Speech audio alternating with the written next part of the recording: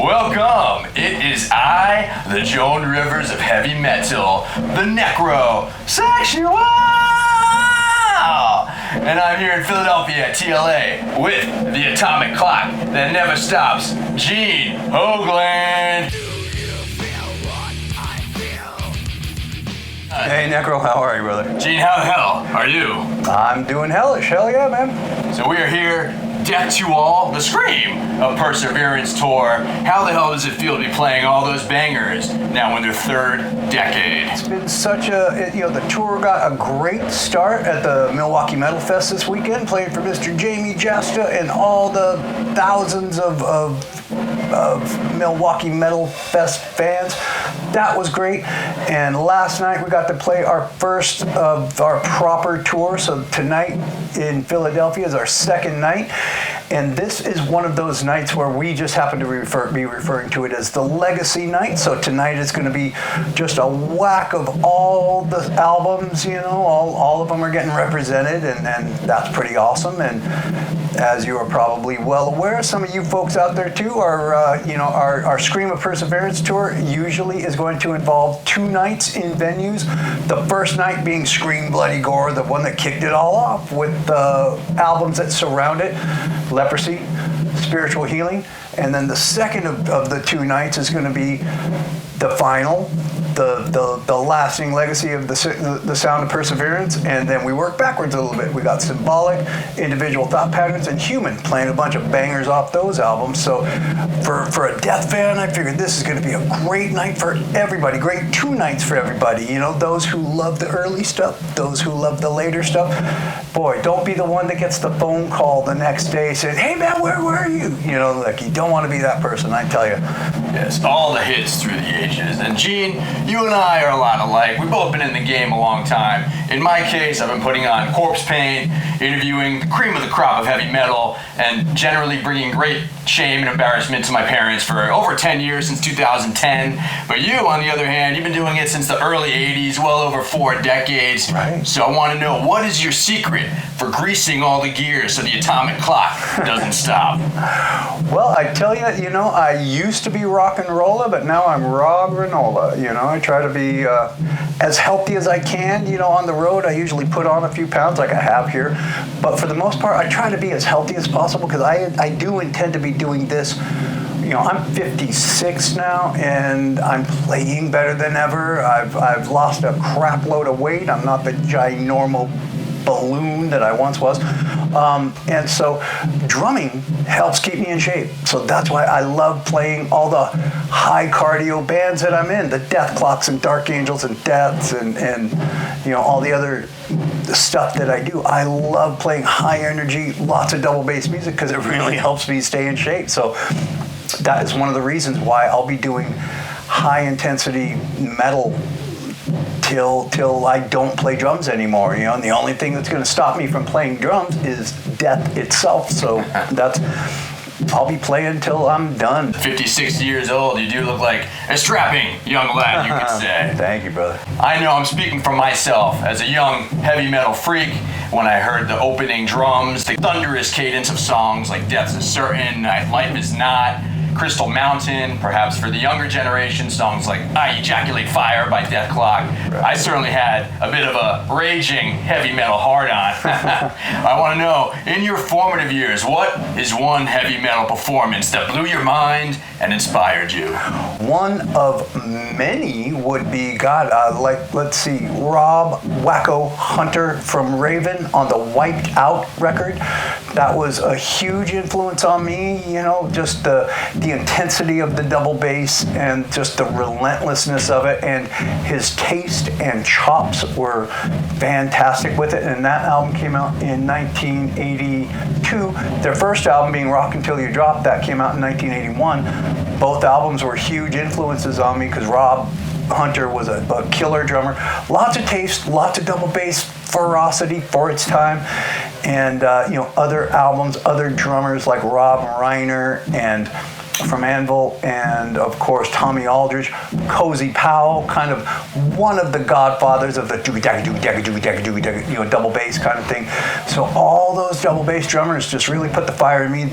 I loved fast music. I loved,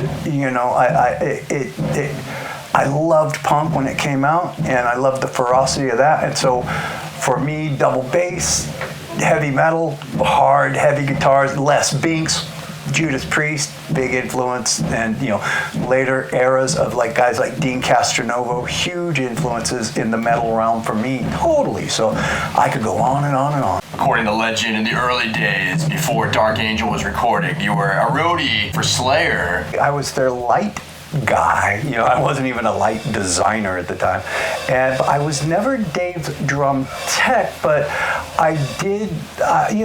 When we were kids, I was 16, he was about 18 or so, and when he started applying the double bass to his kit, because he was a single bass drummer, and this was after they recorded Show No Mercy, and I was there for the recordings of Show No Mercy, and I saw a lot of that album get recorded, and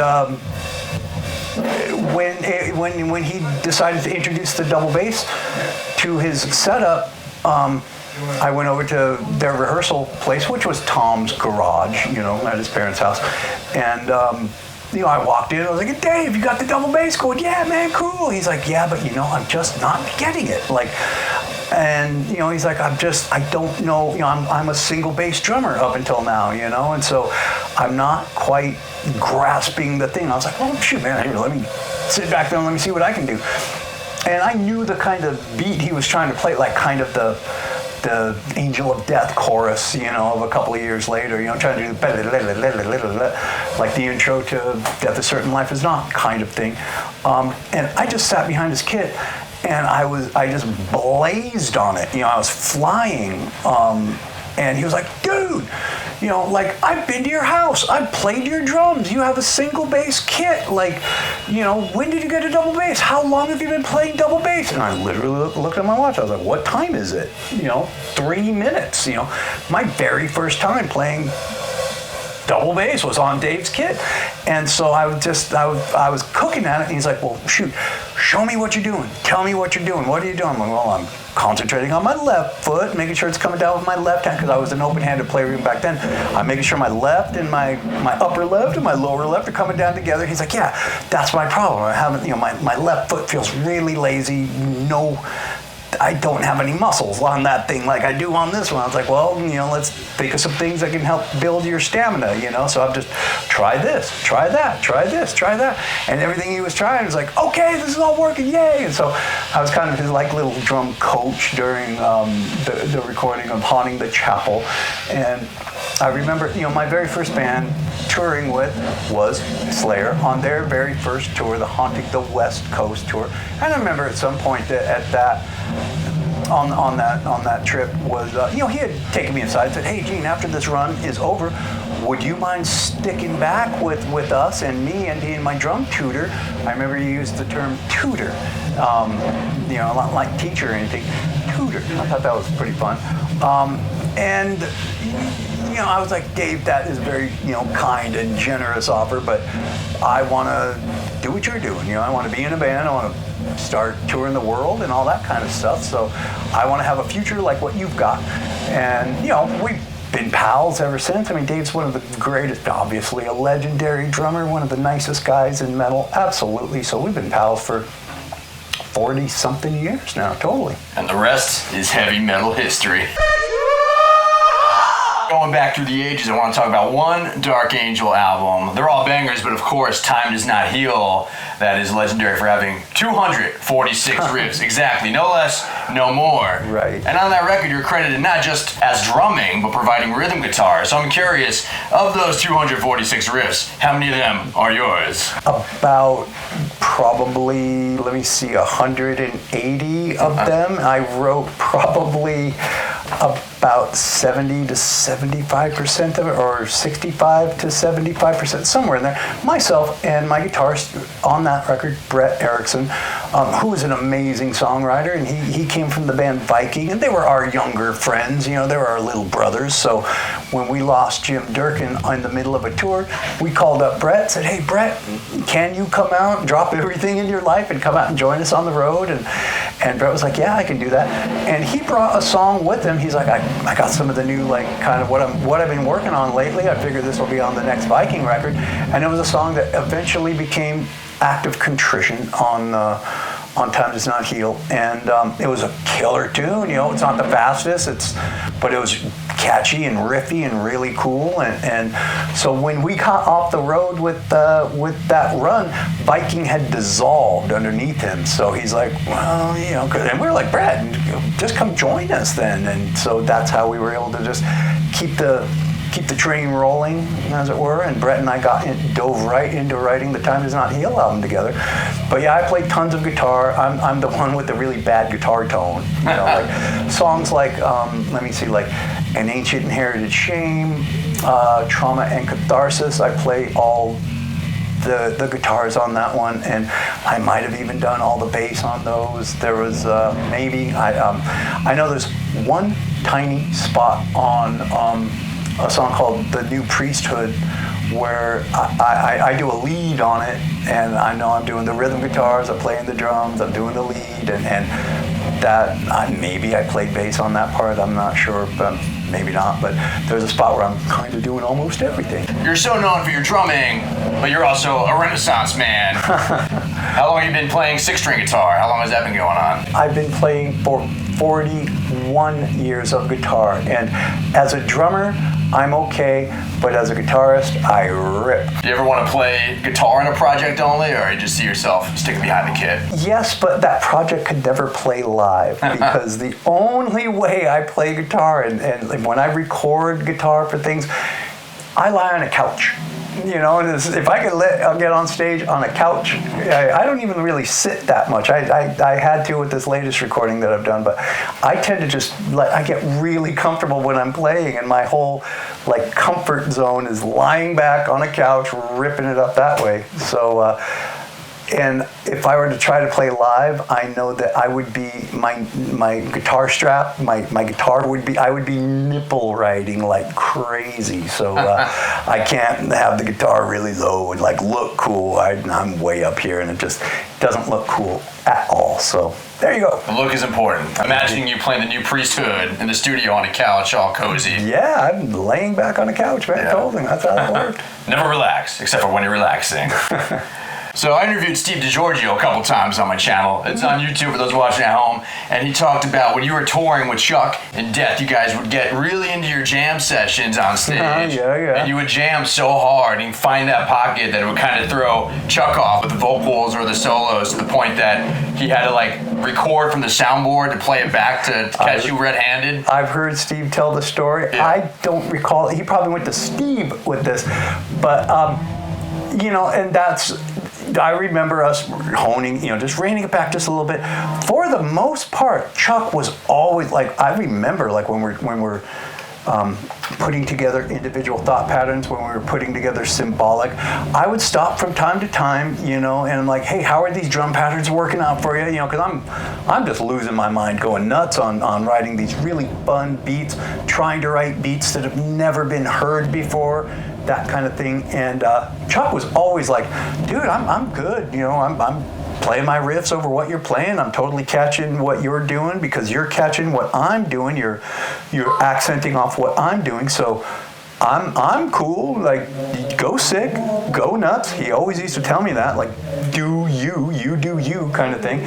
And so that was really fun. But and this was early days of Steve and I first jamming together on some of our very first tour, where we just started going we were hell yeah, man, the sky's the limit for having fun. We're both a couple of jammers. We both know what we're doing. So, but I remember Steve going, oh yeah, we gotta, the boss says, let's just hone it back just a little bit. And it was just a little bit. It was all good. So that was pretty fun. I suppose you had to pull the plug on the jamming. Right. And so, Gene, what do you want to say to all the heavy metal freaks out there that are watching?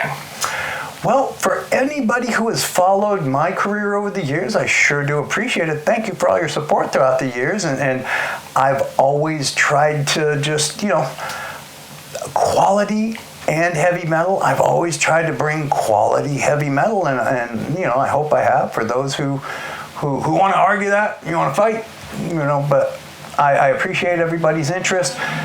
Definitely, if you get the chance to catch this Death to All tour that's currently going on right now, by all means, like, you do not want to miss this show. Or if we're playing one show or two shows in your area, chances are some of those shows are going to sell out. So definitely grab your tickets and just come out and be a part of an amazing, kick-ass night like Necro. You're going to find out in the next few hours how badass this show is. It transcends like just metal itself. Like, it is so fun. We have a great time on stage. I think the crowd sees that we're having a great time, and we see they're having a great time, and it just keeps going back and forth. So it's an amazing night. Do not miss it. Absolutely. And let me mention one last thing. I just released my latest record with Bear McCreary, and that album is called The Singularity. Definitely check that thing out, man. Holy moly, it is one of the most killer albums I've ever been involved in. If you're a fan of, like, say, the more bombastic bands I've been in, like Strapping Young Lad or Death Clock, Devin Townsend, some of that stuff, this is along those lines of monstrous just music, a monstrous scope to the entire album. And definitely check out bearmccreary.com, The Singularity. Check out the list of artists who are all guests on this. It will blow your mind, everybody who's involved in this record.